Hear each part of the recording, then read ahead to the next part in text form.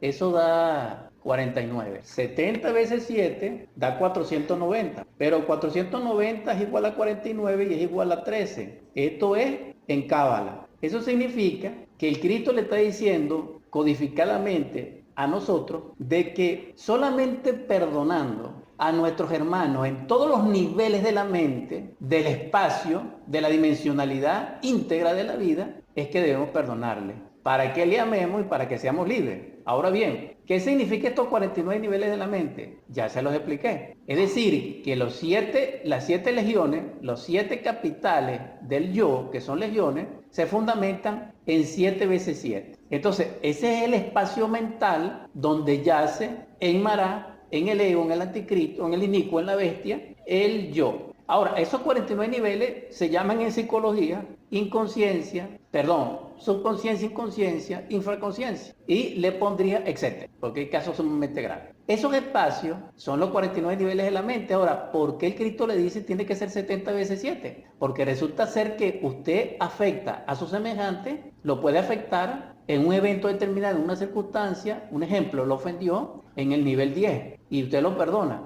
pero resulta ser que pasa un mes y usted se lo vuelve a encontrar, pero le surge en la mente el yo del nivel 20. Y el yo del nivel 20, usted no lo tiene bajo dominio, ni bajo comprensión, ni bajo estudio, ni bajo psicoanálisis, y entonces se vuelve a equivocar y hay que volverlo a perdonar. Entonces, este asunto de psicología es muy profunda y simple y llanamente estoy tocándolo así, dijéramos, por la superficie, porque también es muy detenidamente hablarlo este asunto. En todo caso, la exhortación es que nosotros nos equivocamos y nadie es justo. A veces sin querer, a veces queriendo. Pero en todo esto, ¿qué es lo que surge? El yo. ¿Por qué? Porque el que nos hace equivocarnos es el yo. Y el yo tiene como alimento el deseo. El Buda decía que si nosotros trascendíamos el deseo a través de la comprensión y de la voluntad y de la transmutación, nosotros podíamos liberarnos del deseo y ya libre del deseo muere el yo, porque el yo tiene como causa el deseo inmediatamente. Entonces Judas en ese caso significa eso. Ahora, esto que le estoy hablando, a la luz de la cultura egipcia,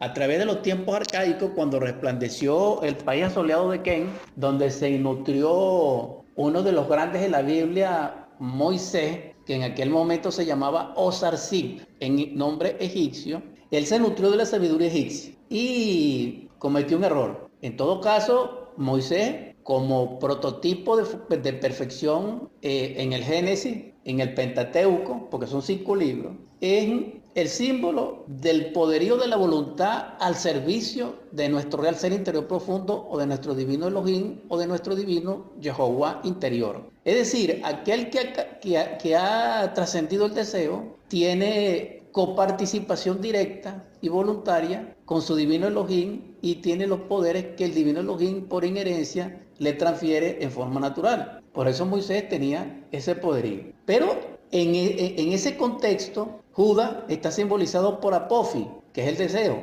Ahora bien, ¿qué es en Apofi? Es el que se conoce como el demonio Apofi. Él tenía dominio en el Bajo Egipto y en el Alto Egipto, es decir, en Heb y en Deb. ¿Qué simbolizaba Apofi? Simbolizaba uno de los devoradores. ¿Por qué? Porque el deseo es devorador. El deseo nos lleva a nosotros a una acción, a los hechos, en forma equivocada y cometemos grandes errores al respecto. Ahora, ¿qué puede sustituir al deseo? Si el deseo se eliminase, ¿qué quedase? Cuando el deseo es eliminado, a través del trabajo consciente y del padecimiento voluntario, a través de la psicología crística, de la comprensión creadora, que es producto de un resultado meditativo, a través de grandes trabajos relacionales en forma directa con nuestros semejantes día a día. Cuando se llegue a ese estado de autoobservación y de meditación y con ayuda de Dios Madre, del divino Elohim interno que llevamos y podemos eliminar esos agregados y llegamos al deseo,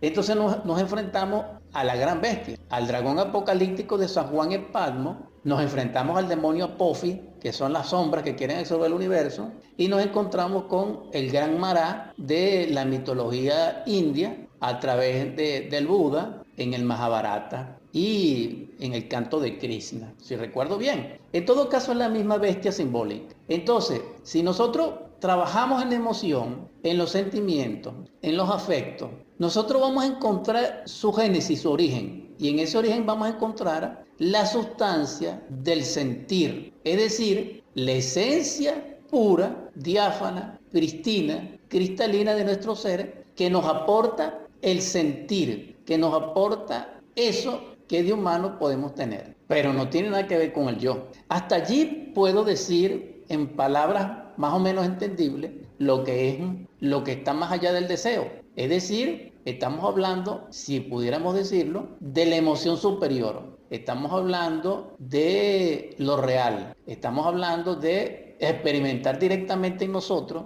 sin razón, sin mente, sin intelecto, fuera del tiempo, del espacio, de las convicciones, de las convenciones, de las creencias, de los idealismos, etcétera, lo real. Cuando nosotros somos los partícipes de lo real está contenido en una sustancia, y esa sustancia que es natural que lo contiene es lo que se llama lo superior al deseo, que no es, porque el deseo es lo contrario. Considero que es suficiente ese análisis al respecto del deseo.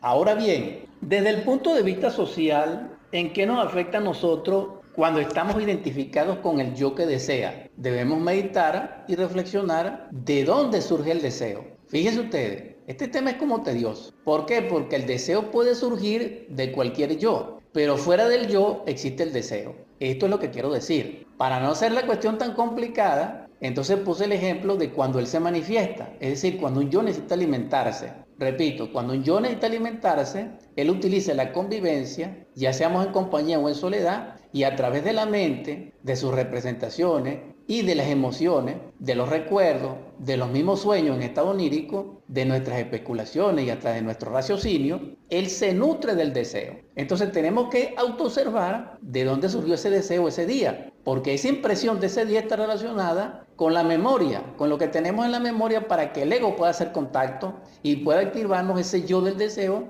y nos termina llevando a nosotros, repito, a grandes conflictos y a grandes traumas, porque incluso el deseo desarrolla ciertas patologías en el organismo. Porque una persona que tiene deseo de gula, que es incontinente al comer, se les daña generalmente el sistema digestivo, y entre ellos fundamentalmente el páncreas, y alta toxicidad en el intestino grueso, etc. Entonces esto es algo muy interesante y valioso. En todo caso, cuando nosotros hablamos del deseo, estamos hablando de lo que nutre básicamente al yo, pero que cuando el yo es desintegrado, todavía queda el deseo. ¿Por qué? Porque ahí es donde está la diferencia entre la psicología crística, que es la psicología búdica, y que es la psicología geovística, brahmánica, quetérica, con la psicología oficial materialista catedrática universitaria.